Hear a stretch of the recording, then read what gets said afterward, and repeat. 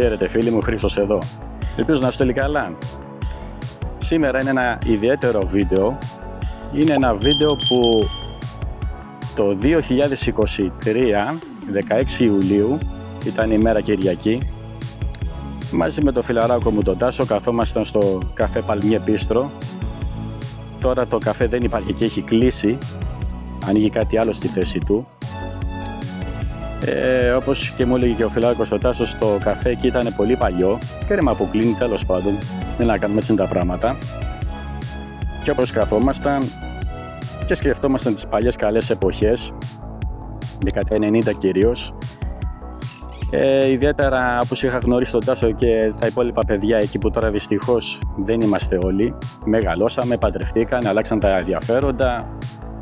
Ο καθένας θα βάλει τη ζωή του, παιδιά, έτσι είναι τα πράγματα, δεν μπορείς να κάνεις κάτι σε αυτό. Στο Τσιμογιάννη συγκεκριμένα αναφέρομαι, ναός, διόροφα τα λέγαμε, είχε πολλές ονομασίες. Εκεί που μαζευόμασταν η παλιά παρέα, εξού και το όνομα της σελίδας, που από εκεί είναι ας πούμε μια έμπνευση θα έλεγα, η παλιά παρέα των ηλεκτρονικών. Μαζευόμασταν όλοι θαμώνες εκεί τα πιτσιρίκια, παίζαμε διπλά, τρομερές εμπειρίες, πολύ ωραίες αναμνήσεις. Και όπως έλεγα με το φιλαράκο τον Τάσο, μακάρι να είχαμε τότε αυτά τα κινητά που έχουμε τώρα με τις κάμερες και να τραβάγαμε βίντεο τις κόντρες στα διπλά που παίζανε τότε. Μιλάμε ανεπανάληπτες στιγμές. Συγκεκριμένα King of Fighters, εννοείται Street Fighter 2 Turbo, του Turbo, και μετέπειτα Marvel vs Capcom και όλα αυτά τα φοβερά παιχνιδάκια. Και μετέπειτα η κόντρα μου συνεχιζόταν, έτσι. Πηγαίναμε στο Palladium, λίγο πιο κάτω από την οδός George, το οποίο και αυτό το μαγαζί δυστυχώς έκλεισε, δεν υπάρχει πλέον, αλλά έχει μείνει ανάμνηση. Το οποίο εκεί πέρα συνεχιζόντουσαν οι κόντρες, αλλά όχι στα ηλεκτρονικά, παρακαλώ πολύ, στα μπιλιάρδα.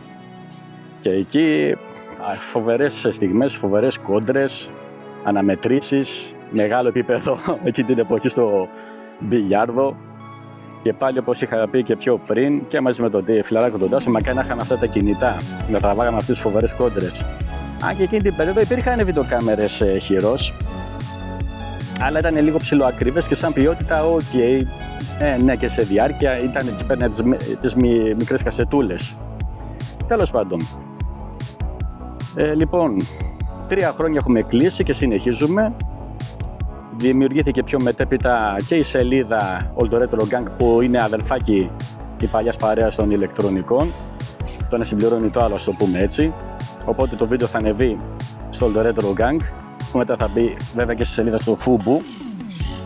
Αυτά από μένα. Ευχαριστώ πολύ που είδατε το βίντεο. Συνεχίζουμε εννοείται με μία το πάθος και ένταση, χωρίς φόβο και πάθος. Με όλες αυτές τις όμορφες αναμνήσεις που μας έχουν μείνει από τότε στο παρελθόν.